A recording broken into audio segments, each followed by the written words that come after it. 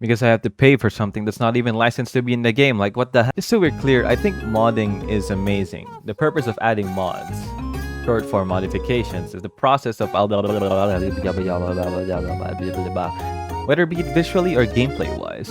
It all depends on the mod installed. Games, commonly known for their modding, are Bethesda 3D games like Skyrim and Fallout. In fact, I can't bring justice to how wonderful the Skyrim modding community is. I love it. Like, you see the dragon over there? That could be Thomas the Tank Engine. Or it could be Sonic the Hedgehog. You can be Sonic the Hedgehog. I am not here to attack modders who paywall their mods, nor am I to criticize people who pay for mods. Considering the fact that I almost paid for one myself, this is nothing more than just a video stating my healthy opinion as someone who mods games. This isn't a call out to any specific community. This is just a general insight into paywalled mods as a whole. This is not an attack on any party. Are we clear? I think we're clear. Before I go state the reasons why putting mods behind a paywall is weird, let's go over the reasons why modders can paywall their mod. Number 1 is their creation. They can do whatever they want with it. They have no obligation to share with the community whatsoever, but they're dropping down from the heavens to drop us their wonderful creation. The ability to give my character cat ears.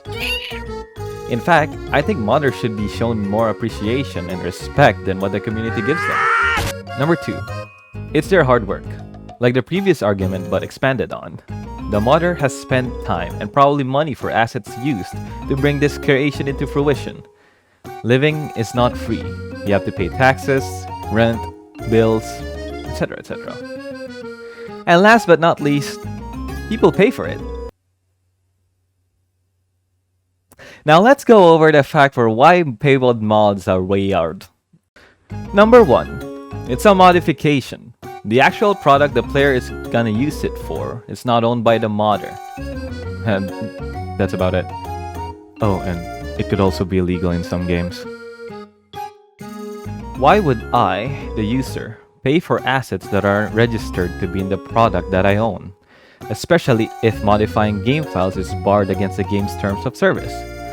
If the modded asset isn't licensed by the parent company, wouldn't that be considered illegal? Isn't that similar to buying goods in the black market?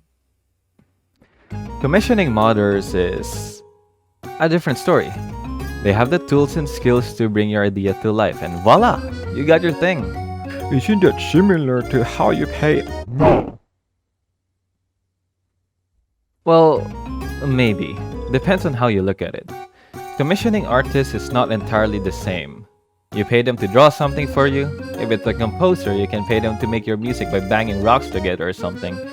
But at the end of the day, that product that you asked them to make is yours, depending on the license and agreement stated upon the contract. I, the buyer of the service, can do whatever I want with this.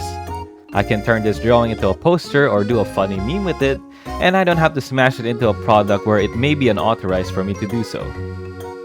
Commissioning a mod will allow you to do whatever you want with the mod, but at the end of the day, that mod's purpose is to be used in a game and you have no legal authority over it. Like the game, like you have authority over the mod but like not the game. Now, modders are not martyrs by any means. They have no obligations to the community and nobody has the right to tell them what to do. The community should appreciate them and their work.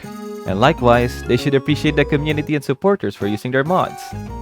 The modders have spent time and resources to make sure that we, the filthy consumers, have a better experience using a product that we ourselves modified.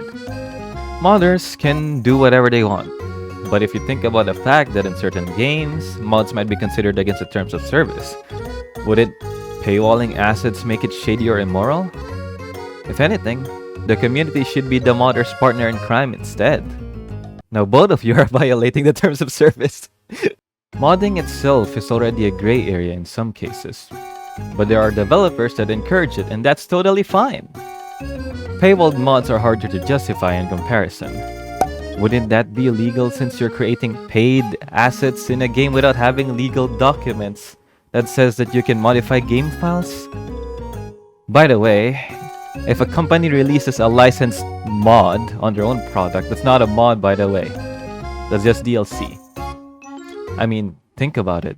It's just it's just DLC. Come on, like I believe that all mods should be free, and they should always be free.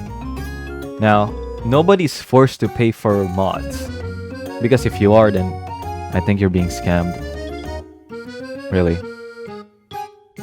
You see a paywalled mod and you don't want to pay for it, you can just click away and forget that it ever existed. In summary, mod creators can do whatever they want with their created assets and nobody can tell them what to do. You got that? And to the users, spend your money wisely. Do not feel privileged. You don't have the right to tell a creator what they should do. At the end of the day, do whatever you want. Buy mods if you want to, or paywall your mods if you want to, or just keep them free and accept donations. Or don't pay for paywalled mods. It doesn't really matter, right? But as an advocate for accessibility, paywalled mods shouldn't be the norm. This video isn't made to be an argument, it's made to give people insight. Okay? Bye!